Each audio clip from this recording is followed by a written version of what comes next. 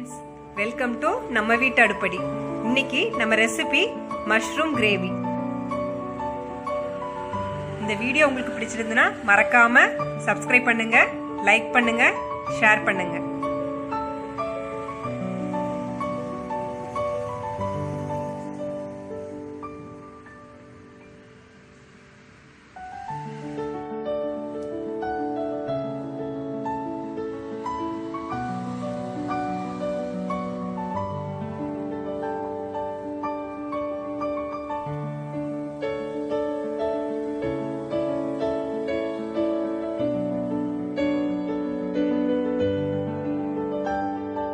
கிரேவிக்கு 2 packet mushroom இந்த மாதிரி சின்ன சின்னதா அறுத்து வச்சிருக்கேன். கூட கரம் மசாலா பொடி 1 டேபிள் ஸ்பூன், குழம்பு மிளகாய் பொடி 2 டேபிள் ஸ்பூன்,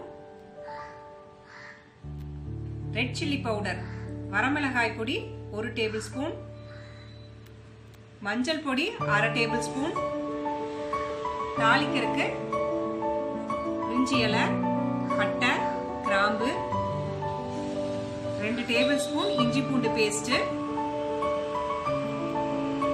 அரைக்கிறதுக்கு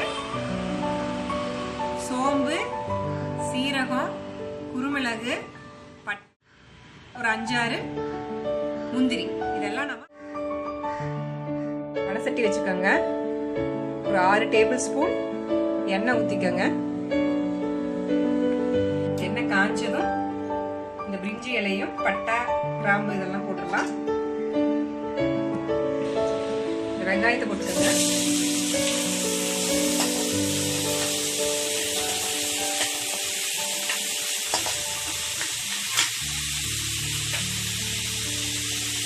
அதோட இந்த மிளகாய் பொடியையும் மஞ்சள் பொடியையும் போட்டுக்கலாம்.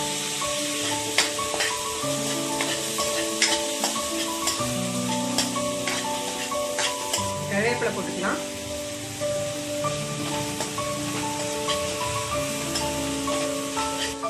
ஒரு 2 நிமிஷம் இந்த வெங்காயம் நல்லா வதங்கட்டும். அதுக்கப்புறம் நம்ம தக்காளி ஆட் பண்ணிக்கலாம். வெங்காயம் நல்லா வதங்கிருச்சுங்க. இப்போ இந்த தக்காளி ஆட் பண்ணிக்கலாம்.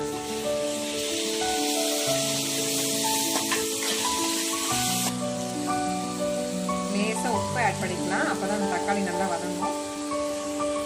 இப்போ இதில் இந்த கரம் மசாலா பொடி, குழம்பு மிளகாய் பொடி எல்லாம் ஆட் பண்ணிக்கலாம்.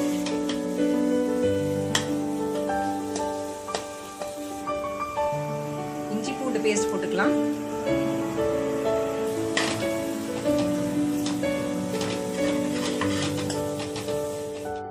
இப்போ இந்த மஷ்ரூம்ஸை நம்ம போட்டுக்கலாம்.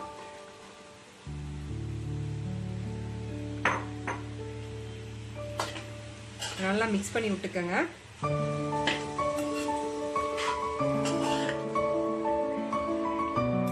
தேவையான அளவு உப்பு போட்டுக்கலாம். நல்லா மிக்ஸ் பண்ணி விட்டுக்கோங்க. மஷ்ரூம்லேயே கொஞ்சம் தண்ணி வரும். அந்த தண்ணியில் நல்லா வெந்துக்கிட்டு இருக்கட்டும். அதுக்குள்ளே நம்ம வந்து இந்த தேங்காயை அரைச்சிக்கலாம். ஒரு மிக்ஸி ஜார் எடுத்துக்கோங்க.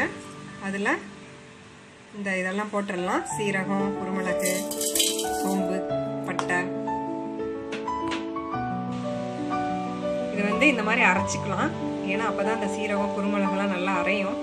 இப்போ நம்ம இது கூட இந்த தேங்காயை போட்டுக்கலாம்.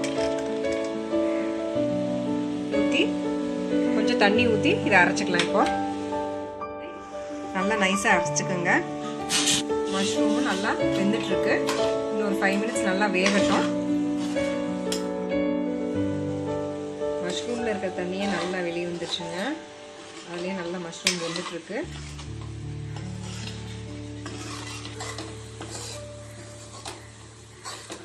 மஷ்ரூம் நல்லா வெந்துருச்சுங்க.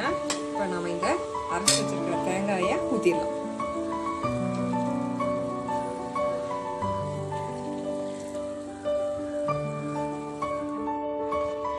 நல்லா மிக்ஸ் பண்ணிக்கோங்க.